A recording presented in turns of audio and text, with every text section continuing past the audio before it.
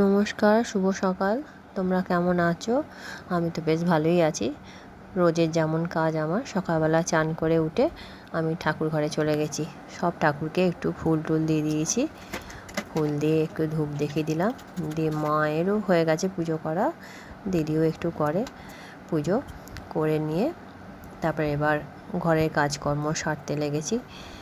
এই যে ঘর মুছতে এসেছি, উপরে ঘর আমি মুছছি, দিদি নিচের ঘর মুছছে। তারপর দেখো বাইরে ছাতু বিক্রি করতে আসে না, ছোলার ছাতু ভাঙিয়ে দেয় সামনাসামনি মেশিনে একদম, সেই এসছে। এবার আমাদের তো ছাতুটা এমনি মোটামুটি সবাই খায়, যার জন্য আমি দিদি বাইরে থেকে ডাকছিল, আবার গিয়ে যে হ্যাঁ তাহলে 1 কেজি নিয়ে নাও বলে 1 কেজি ছাতু নেবো বলে ছাতুটা ভাঙছে মেশিনে দিয়ে সবাই মিলে দাঁড়িয়ে আছি। এই যে ছাতুটা হয়ে গেছে, ওজন করে দিচ্ছে 1 কেজি ছাতু। ছাতুটা আমাদের লাগে, তারপরে কোকো খায় ছাতু আমাদের, সেই হিসাবে আরও বেশি ছাতুটা নিয়ে নিচ্ছি, মাঝে মধ্যে নিয়ে এরকম করে। এই যে এখানে রান্নার দিকে চলে এসেছি, মাছ বসিয়ে দিয়েছি ভাজা করতে। 2 পিস মাছের ঝাল করব দিদিরার আমার, আর এখানে হচ্ছে চিকেন, আর এখানে মটন, 2 রকম মাংস আছে, এবার তৈরি হবে। আর কিছু করব না, মায়ের জন্য আলু ভাতে দুধ আর তিল ভাজা করে দেবো।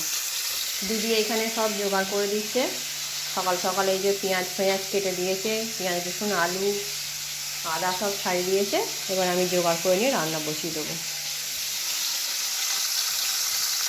ঠিক আছে, তোমরা প্রথম থেকে শেষ পর্যন্ত দেখতে থাকো, আশা করি ভালো লাগবে। এই যে এইদিকে মটনটা বসিয়ে দিয়েছি, এদিকে এই যে মটনটা বসিয়ে দিয়েছি, আর এদিকে চিকেনটা বসিয়ে দিয়েছি। এগুলো লেগ পিস আছে, দুদিকে বসিয়ে দিয়েছি তাড়াতাড়ি করে, তাড়াতাড়ি রান্না হয়ে যাবে। এবার এদিকেও কাজ থাকে প্রচুর, যার জন্য দুদিক গ্যাস জেলে দুদিকে বসিয়ে দিয়েছি। আর এখানে এই যে মাছের ঝাল আমাদের হয়ে গেছে,